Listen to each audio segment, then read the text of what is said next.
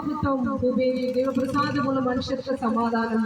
ഞങ്ങൾ സമാധാനത്തിന്റെ സന്ദേശം നിങ്ങളോട് അറിയിക്കാനാണ് ഈ ദേശത്ത് കടന്നു വന്നിരിക്കുന്നത്. ഞങ്ങൾക്ക് പറയുവാനുള്ളത് ദൈവസ്നേഹവും ദൈവം തരുന്ന സമാധാനത്തെ കുറിച്ചാണ്. ദൈവം സമാധാനം നൽകുന്നു. ദൈവം സകലത്തിനും സമാധാനം കൽപ്പിക്കാത്ത ദൈവമാണ്. നിങ്ങൾ ഏത് പ്രതികൂലങ്ങളുടെ നടുവില്, പ്രശ്നങ്ങളുടെ നടുവില് ആയിരുന്നാലും സ്വർഗത്തിന്റെ സ്നേഹം നിങ്ങളെ തേടി വരുന്ന ഒരു ദൈവസ്നേഹത്തെ കുറിച്ച് നിങ്ങളോട് സംസാരിക്കാനാണ് ഞങ്ങൾ ഇവിടെ കടന്നു വന്നിരിക്കുന്നത്. ഈ കാലഘട്ടങ്ങളിൽ അനേക കുഞ്ഞുങ്ങള്, അതുപോലെ തന്നെ അനേക യൗവനക്കാര് മദ്യത്തിനും മയക്കുമരുന്നിനും അനേക ലഹരി മരുന്നുകൾ അടിമപ്പെട്ട് ഈ ലോകത്തിൽ നശിച്ചുകൊണ്ടിരിക്കുമ്പോൾ അനേകര് കഷ്ടതയിലും കണ്ണുനീരിലും പ്രതികൂലങ്ങളുടെ മധ്യത്തിലും മദ്യപാനത്തിൻ്റെതായ കെടുതികളിലൊക്കെ ഭാരപ്പെടുമ്പോൾ ഞങ്ങൾ നിങ്ങളോട് അറിയിക്കുന്ന സന്ദേശം, നിങ്ങളോട് ഈ ദിവസം ദൈവം നിങ്ങളോട് സംസാരിക്കുന്ന വിഷയം, നിങ്ങൾക്ക് ദൈവം തരുന്ന സമാധാനത്തെ കുറിച്ചാണ്. ഞങ്ങൾക്കിന്ന് നിങ്ങളോട് ചൂണ്ടിക്കാണിക്കാനുള്ള വിഷയം, ഒരു സ്നേഹിക്കുന്ന ഒരു ദൈവത്തെയാണ് നിങ്ങളെ ചൂണ്ടിക്കാണിക്കാനുള്ളത്. നിങ്ങൾ ഏത് പ്രതികൂലത്തിന്റെ മധ്യത്തിലായിരുന്നാലും, ഏത് പ്രശ്നങ്ങളുടെ നടുവിലായിരുന്നാലും ഒരു സ്നേഹം നിങ്ങളെ തേടി വരുന്ന ഒരു സ്നേഹമുണ്ട്. അതാണ് ദൈവസ്നേഹം. അത്യുന്നതങ്ങൾ വചനം പറയുന്ന പോലെ അത്യുന്നതങ്ങൾ ദൈവത്തിന്റെ മഹത്വം, അത്യുന്നതനായ ദൈവത്തിന്റെ മഹത്വം ആ സ്നേഹമായി സമാധാനമായി നിങ്ങളിലേക്ക് ഇറങ്ങി വരട്ടെ. ഈ ദിവസം ഞങ്ങൾ നിങ്ങളോട് പ്രസംഗിക്കുന്ന ഞങ്ങൾക്ക് ചെവി തരുന്ന ഈ നിമിഷങ്ങള് നിങ്ങളുടെ ജീവിതത്തിലെ ഒരു വ്യത്യസ്തമായ അനുഭവമായി, ജീവിതത്തിലെ ഒരു രൂപാന്തരത്തിന് കാരണമായി തീരട്ടെ എന്ന് ഞങ്ങൾ പ്രാർത്ഥിക്കുകയും ആശംസിക്കുകയും ചെയ്യുകയാണ്. ഇന്ന് അനേക കുഞ്ഞുങ്ങളെ കുറിച്ച് നമ്മൾ ഇന്ന് വാർത്തകളിൽ ദിനംപ്രതി കേട്ടുകൊണ്ടിരിക്കുന്നു. മദ്യത്തിന് അടിമപ്പെട്ട്, മയക്കുമരുന്നിന് അടിമപ്പെട്ട അനേക കുഞ്ഞുങ്ങള് ഈ ലോകത്ത് നശിച്ചുകൊണ്ടിരിക്കുന്നു. അനേകര് വീടുകൾ അനർത്ഥങ്ങൾ അനവധിയായി വന്നുകൊണ്ടിരിക്കുന്നു. ഒരു അസ്മാനെ കുറിച്ച് നമുക്കറിയാം.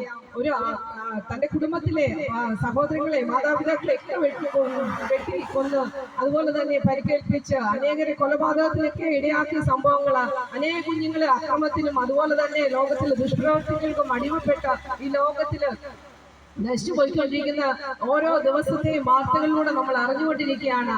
ഈ ലോകത്തില് ഒരു സമാധാനം അവർക്ക് കണ്ടെത്തുവാൻ കഴിയുന്നില്ല. ഞങ്ങൾ കണ്ടെത്തിയ ഒരു സമാധാനമുണ്ട്. ഞങ്ങളെ തേടി വന്ന യേശുവിന്റെ സ്നേഹം ഞങ്ങളെ നിത്യ സമാധാനത്തിലാക്കുവാൻ ഇടയായി തീർന്നു. ഞങ്ങൾ ആ സ്നേഹം നിങ്ങളോട് അറിയിക്കുന്നു. ഈ സ്നേഹം നിങ്ങളെ തേടി വരുന്നു. നിങ്ങൾക്ക് ഒരു നിമിഷം ഞങ്ങളുടെ വാക്കിനെ ശ്രദ്ധിക്കുവാൻ കഴിയുന്നുവെങ്കിൽ, അപ്പ എന്നൊരു വിളി, യേശു ക്രിസ്തുവിനെ ഒന്ന് വിളിക്കുവാൻ നിങ്ങൾ തയ്യാറായാൽ, നിങ്ങളുടെ പ്രതികൂലങ്ങളെ ഇന്ന് ദൈവം നീക്കി നിങ്ങൾ അനുഭവിക്കുന്ന പ്രതിസന്ധിയുടെ മധ്യത്തിൽ ഒരാശ്വാസമായി തീരുവാൻ ദൈവത്തിന് കഴിയും. ദൈവം സകലവും നന്മയ്ക്കായി ചെയ്യുന്ന ദൈവമാണ്. നിങ്ങൾ ഏത് പ്രതികൂലങ്ങളുടെ മധ്യത്തിലായിരുന്നാലും, പ്രിയ സഹോദര സഹോദരി കുഞ്ഞെ, നീ അനുഭവിക്കുന്ന ഏത് വിഷയത്തിന്റെ മധ്യത്തിലാണ്, സാമ്പത്തികമായ വിഷയങ്ങളിൽ ഈ ദിവസങ്ങളിലേക്ക് അനേകര് ഭാരപ്പെടുന്നു. അതുപോലെ തന്നെ യുദ്ധക്കെടുതികള്, ലോകമെമ്പാട് യുദ്ധക്കെടുതികളൊക്കെ നടന്നുകൊണ്ടിരിക്കുന്നു. യുദ്ധത്തിൽ അനേകരും ലോകത്തിൽ നിന്ന് മാറ്റപ്പെട്ടുകൊണ്ടിരിക്കുന്നു. അതുപോലെ തന്നെ യുദ്ധത്തിൻ്റെതായ കെടുതികൾ നമ്മളെ ഓരോരുത്തരെയും ബാധിച്ചുകൊണ്ടിരിക്കുന്നു. നമ്മുടെ നാട്ടിലും അതുപോലെ തന്നെ സാമ്പത്തിക വ്യവസ്ഥകളൊക്കെ മാറിക്കൊണ്ടിരിക്കുന്നു. ദിനംപ്രതി വിലക്കയറ്റം നമ്മളെ ബാധിച്ചുകൊണ്ടിരിക്കുന്നു. ഇതിന്റെ എല്ലാം മധ്യത്തില കർത്താവിന്റെ വരവ്. യേശു ഒരു വാക്ക് നമ്മളോട് പറഞ്ഞാണ് ഈ ലോകത്ത് നിന്ന് മാറ്റപ്പെട്ടത്.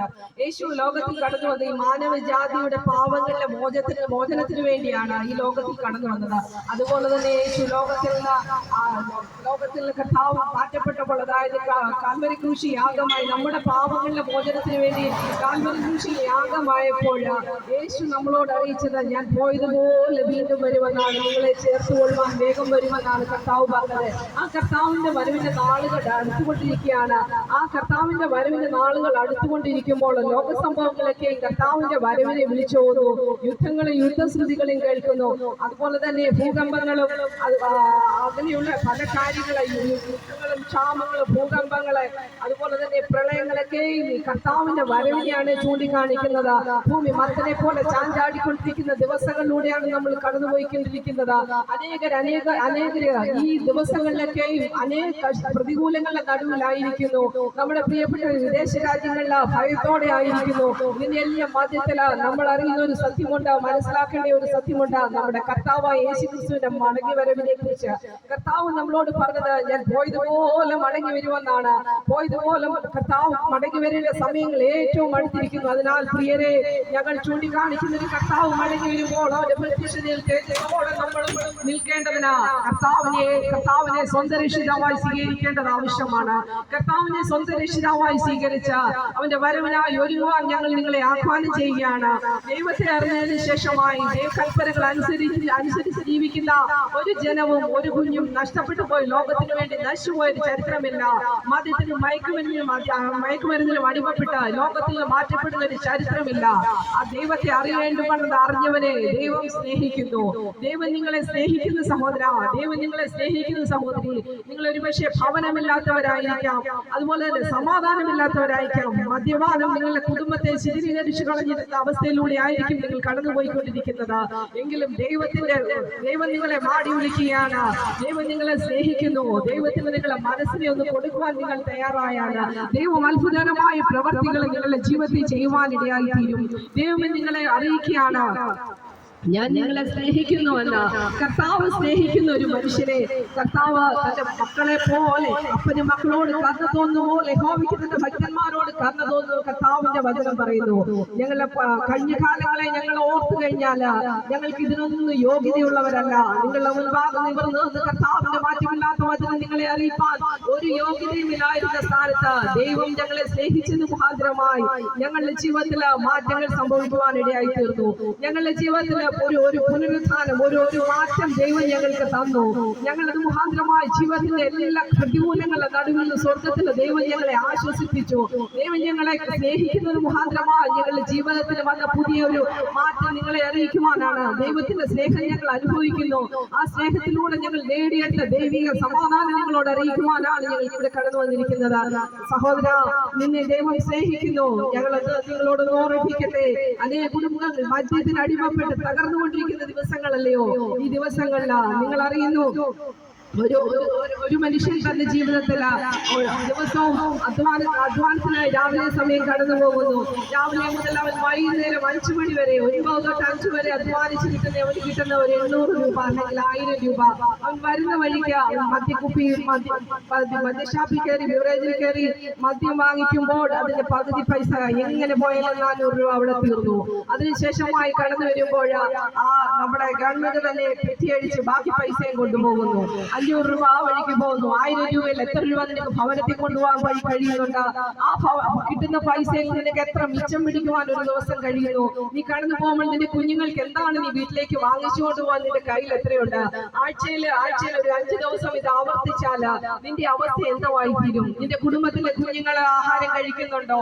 കുഞ്ഞുങ്ങൾ എങ്ങനെ കഴിയുന്നു? അവരുടെ ആവശ്യങ്ങൾ എന്തൊക്കെയെന്ന് സഹോദര നീ അറിയുന്നുണ്ടോ? നിന്റെ ഭാര്യ എത്ര ഭയത്തോടെയും വിരലോടെയാണ് തന്റെ ഭർത്താവിനെ നോക്കിയിരിക്കുന്നത്. ഭർത്താവ് കടന്നു വരുമ്പോൾ ഏത് വിധത്തിലായിരിക്കും അദ്ദേഹത്തിന് വരവെന്നറിയാതെ ഭാരപ്പെടുന്ന സഹോദരിമാര്, തങ്ങളുടെ മക്കളുടെ വരവ് എങ്ങനെയായിരിക്കുമെന്നറിയാതെ ഭാരപ്പെടുന്ന മാതാപിതാക്കള്, അതുപോലെ തന്നെ അനേക കുഞ്ഞുങ്ങളെ ഭാരത്തോടെ പ്രയാസത്തോടെ തന്റെ പിതാക്കന്മാരെ സഹോദരങ്ങളെ നോക്കി ഭവനത്തിലായിരിക്കുന്നു. ആരാണ് ഈ നാശത്തിന്റെ കാരണം? ആരാണ് ഈ സഹോദരങ്ങളുടെ മാനസിക വിഷമങ്ങൾക്ക് കാരണം? മദ്യമാണ്, മയക്കുമരുന്നാണ്. ഈ മയക്കുമരുന്ന് നിങ്ങളെ നശിപ്പിക്കുകയുള്ളൂ. ഈ മദ്യം നിങ്ങളെ നശിപ്പിക്കുകയുള്ളൂ സഹോദര. ഒരിക്കലും ഒരു നിത്യജീവൻ തരുന്നതല്ല ഈ മദ്യം. ഈ മയക്കുമരുന്നുകൾ ഒരിക്കലും ഒരു ജീവന്റെ മാർഗമല്ല സഹോദര. താൽക്കാലിക മാനസിക സമാധാനത്തിന് വേണ്ടി, താൽക്കാലികമാവുന്ന ഒരു സന്തോഷത്തിന് വേണ്ടി നീ ആരംഭിച്ച ഈ ഒരു ലഹരിയുടെ ഉപയോഗം നിന്റെ ജീവിതത്തെ തകർത്തുകൊണ്ടിരിക്കുകയാണ് സഹോദര. അത് നീ മനസ്സിലാക്കുക. ആയുസിനധികം നീളമില്ല നമുക്ക്. ആയുസ് എപ്പോ നമ്മൾ ഈ ഭൂമിയിൽ നിന്ന് മാറ്റപ്പെടുമെന്ന് നമുക്കറിയില്ല. ആയുസിന്റെ വലിപ്പം കുറഞ്ഞുകൊണ്ടിരിക്കുകയാണ്. അതുകൊണ്ട് നിങ്ങൾ ഈ സമയത്ത് മുൻകാലങ്ങളിൽ പറയുമ്പോൾ 70-80 വയസ്സായിരുന്നു ആയുർദൈർഘ്യമെങ്കിൽ പിന്നീട് 60 ചുരുങ്ങി ഇപ്പൊ 40 ആയിരിക്കുന്നു. അതിനും ചെറുപ്പത്തിലെ തന്നെ കുഞ്ഞുങ്ങൾ അനേക ആത്മഹത്യയിലേക്ക് പോകുന്നു. ഈ കൊല്ലം ജില്ലയുടെ ചരിത്രം തന്നെ നോക്കിക്കഴിഞ്ഞാൽ കേരളത്തിൽ ഏറ്റവും കൂടുതൽ ആത്മഹത്യകളും കൊലപാതകങ്ങളും നടക്കുന്ന ഒരു പ്രദേശം ഈ കൊല്ലം ജില്ലയാണ്. കേരളത്തിൽ ഏറ്റവും കൂടുതൽ ആത്മഹത്യകളും അതുപോലെ തന്നെ കൊലപാതകങ്ങളും നടക്കുന്ന പ്രദേശം കൊല്ലം ജില്ല തന്നെയാണ്. അത് ഗവൺമെന്റ് കണക്കുകളും രേഖകളും രേഖപ്പെടുത്തുന്നു. നിങ്ങളൊന്ന് ആലോചിച്ചിട്ടുണ്ടോ എന്തുകൊണ്ട് ഇപ്പോൾ ഇങ്ങനെ സംഭവിക്കുന്നു? കൊല്ലം ജില്ലയിൽ അനേക മദ്യവും മയക്കുമരുന്നുമായി ചുറ്റി സഞ്ചരിച്ച അനേക കുഞ്ഞുങ്ങളെ അവരുടെ ജീവിതത്തെ കവർന്നെടുത്തുകൊണ്ടിരിക്കുകയാണ്. സ്വന്തം ലാഭങ്ങൾക്ക് വേണ്ടി മാത്രം അനേകര് മദ്യം കച്ചവടം ചെയ്യുന്നു. മയക്കുമരുന്ന് മറ്റുള്ള കുഞ്ഞുങ്ങളിലേക്ക് സ്കൂൾ കാലഘട്ടങ്ങൾ, സ്കൂളുകളിൽ തന്നെ മദ്യത്തിന്റെ ലഹരിയുടെ ഉപയോഗങ്ങൾ തുടങ്ങിയിരിക്കുന്നു. സ്കൂൾ കുഞ്ഞുങ്ങളുടെ ബാഗുകളിൽ തന്നെ തന്നെ ഈ മദ്യവും അതുപോലെ തന്നെ മയക്കുമരുന്നുകളും കച്ചവടത്തിനായി കൊണ്ടുപോകുന്ന കുഞ്ഞുങ്ങളെ അതിനുവേണ്ടി ചെറുപ്രായത്തിൽ തന്നെ അവരെ ശീലിപ്പിക്കുന്ന ഒരു കാലഘട്ടത്തിലാണ് നമ്മളായിരിക്കുന്നത്. നമ്മുടെ കുഞ്ഞുങ്ങളെ നമ്മൾ എങ്ങനെ സ്കൂളിലേക്ക് പറഞ്ഞു വിടുന്നു, നമ്മുടെ കുഞ്ഞുങ്ങൾ സ്കൂളിൽ ചെന്ന് കഴിയുമ്പോൾ അവരെങ്ങനെയാണ് അവരവിടെ ബിഹേവിയർ നമ്മൾ അറിയുന്നില്ല, അവരെന്തൊക്കെ അവരുടെ ബാഗിൽ കരുതുന്നു എന്ന് നമ്മൾ അറിയുന്നില്ല. ഈ കാലഘട്ടത്തിൽ നമ്മൾ വളരെ ഭയത്തോടെ നമ്മുടെ കുഞ്ഞുങ്ങളെ വളർത്തേണ്ടത് ആവശ്യമാണ്. ഈ കാലഘട്ടം വളരെ വരവിനോട് അടുക്കുന്തോറും ഈ കാലഘട്ടം വളരെ ഡേഞ്ചർ ആയിക്കൊണ്ടിരിക്കുന്ന സമയങ്ങളാണ് ഈ സമയങ്ങൾ. കാരണം എങ്ങനെ മുന്നോട്ട് പോകുന്ന അറിയത്തില്ല. ഞാനും ഒരു മാതാവാണ്, 2 കുഞ്ഞുങ്ങളുടെ അമ്മയാണ്, 18-17 വയസ്സുള്ള 2 കുഞ്ഞുങ്ങളുടെ അമ്മയാണ്. ഞാൻ അനേക മാതാക്കളോട് ഞാൻ സംസാരിക്കുന്ന ഒരു വ്യക്തിയാണ്, അനേക കുഞ്ഞുങ്ങളുടെ അമ്മമാരോട്. ഈ കാലഘട്ടത്തിൽ നമ്മുടെ കുഞ്ഞുങ്ങളെ സ്കൂളിലേക്ക് പറഞ്ഞയക്കുന്നതിനെ കുറിച്ച് നമ്മൾ അനേക മാതാപിതാക്കൾ വ്യാകുലപ്പെടുന്ന സമയങ്ങളാണ്. അനേകം മാതാപിതാക്കൾ എന്നോട് സംസാരിച്ചിരിക്കുന്ന ഒരു കാര്യമുണ്ട്, ഈ കാലഘട്ടത്തിൽ എങ്ങനെ നമ്മുടെ കുഞ്ഞുങ്ങളെ നമ്മുടെ കൺമുൻപിൽ നിന്ന് മാറ്റുവാൻ ഭയപ്പെടുന്ന മാതാക്കളെ ഞാൻ അറിയുന്നു. അതുകൊണ്ട് തന്നെ ഞാൻ നിങ്ങളോട് പറയാണ്, നിങ്ങൾ യേശുവിനെ കണ്ടുമുട്ടിയാൽ, നിങ്ങളുടെ കുഞ്ഞുങ്ങൾക്ക് യേശുവിനെ ഇത് പറഞ്ഞു കൊടുക്കുവാൻ നിങ്ങൾ തയ്യാറായാൽ, നിങ്ങൾ അറിയുന്ന ഈ സത്യം, നിങ്ങൾ അറിഞ്ഞ ഈ സത്യം നിങ്ങളുടെ കുഞ്ഞുങ്ങളുടെ ചെവിയിലൊന്ന് എത്തിക്കുവാൻ, അവരുടെ ഹൃദയത്തിൽ യേശുവിനെ ഒന്ന് കാണിച്ചു കൊടുക്കുവാൻ നിങ്ങൾക്ക് കഴിഞ്ഞാൽ, ആ കുഞ്ഞുങ്ങൾ ഒരു കാലത്തും നശിച്ചു പോകില്ല. അവരെ ദൈവത്തിന്റെ അത്ഭുതങ്ങളാക്കി തീർക്കുവാൻ ദൈവത്തിന് കഴിയുന്നതാണ്. ദൈവം അവരെ സ്നേഹിക്കുന്നു. ദൈവം ലോകത്തെ സ്നേഹിച്ച ലോകത്തിന്റെ പാപത്തിന്റെ പരിഹാരത്തിനാണ് ഭൂമിയിൽ കടന്നു വന്നിരിക്കുന്നത്.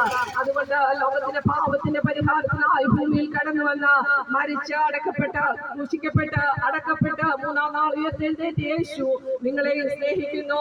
വരുവിൻ സഹോദരങ്ങളെ, നിങ്ങൾക്ക് വേണ്ടി പ്രാർത്ഥിക്കാം. കർത്താവിന്റെ വരവ് ഏറ്റവും അടുത്തിരിക്കുന്നു. ഒരു മാനസാന്തരത്തിന് സമയം അടുത്തിരിക്കുന്നു. ഇനി അധികം സമയങ്ങളില്ല സഹോദര സഹോദരി, അധിക സമയങ്ങളില്ല. നിങ്ങളിലൂടെ നിങ്ങളുടെ ഭവനം വിടിവിക്കപ്പെടുവാനാ, നിങ്ങളിലൂടെ നിങ്ങളുടെ കുടുംബം വിടിവിക്കപ്പെടേണ്ടത് ആവശ്യമാണ്. നിങ്ങൾ ദൈവത്തെ അറിഞ്ഞ യേശുവിനെ ഒന്ന് അറിഞ്ഞ അപ്പാ അങ്ങനെ സ്നേഹിക്കുന്നുവെങ്കിൽ എന്റെ ജീവിതത്തിൽ ഒരു മാറ്റം തരണമേ എന്ന് ആത്മാർത്ഥതയോടെ ദൈവസന്നിധിയിൽ ഒന്ന് പറയുവാൻ നിങ്ങൾ ഇരിക്കുന്നിടത്ത് ഇരുന്നു കൊണ്ട്, സഹോദര സഹോദരി, ഞങ്ങൾ നിങ്ങളോട് പറയുന്നു, നിങ്ങൾ ഇരിക്കുന്നിടത്ത് ഇരുന്നു കൊണ്ട് ദൈവത്തോടൊന്ന് മനസ്സുകൊണ്ട് സംസാരിക്കാൻ നിങ്ങൾ തയ്യാറായാൽ നിങ്ങളുടെ ജീവിതത്തെ മാറ്റിമറിച്ച് ചരിത്രമാക്കി തീർക്കുവാൻ കഴിയുന്ന ഒരു ദൈവത്തെയാണ് ഞങ്ങൾ നിങ്ങളെ ചൂണ്ടിക്കാണിക്കുന്നത്. യേശു നിങ്ങളെ സ്നേഹിക്കുന്നു. യേശു നിങ്ങളെ സ്നേഹിക്കുന്നവരെ ഞങ്ങൾ ചൂണ്ടിക്കാണിക്കുന്നു. നിങ്ങൾ മനസ്സോടെ ആയിരിക്കുന്നുവെങ്കിൽ, നിങ്ങൾ അതിനുവേണ്ടി ഒരുങ്ങിയാൽ ദൈവം നിങ്ങളെ അനുഗ്രഹിക്കും, സ്നേഹിക്കും. വാക്കുകളാൽ ദൈവം നിങ്ങളെ എല്ലാവരെയും അനുഗ്രഹിക്കുമാറാകട്ടെ. ഞങ്ങൾ നിങ്ങൾക്ക് വേണ്ടി പ്രാർത്ഥിക്കുന്നതായിരിക്കും. മനസ്സുണ്ടെങ്കിൽ സഹോദരങ്ങളെ, ഒരു നിമിഷം നിങ്ങൾ ഹൃദയത്തിൽ ദൈവത്തോടൊന്ന് പ്രാർത്ഥിക്കുവാൻ, ദൈവമേ ഞങ്ങളോടൊന്ന് സംസാരിക്കണമേ, എന്നോടൊന്ന് ഇടപെടണമേ, എന്റെ ഭവനത്തിന്റെ സ്ഥിതികൾക്ക് ഒരു മാറ്റം വരുത്തണമേ എന്ന് ഹൃദയത്തിൽ പ്രാർത്ഥിക്കുവാനുള്ള അവസരമാണ്. ഞങ്ങൾ നിങ്ങൾക്ക് വേണ്ടി പ്രാർത്ഥിക്കാം.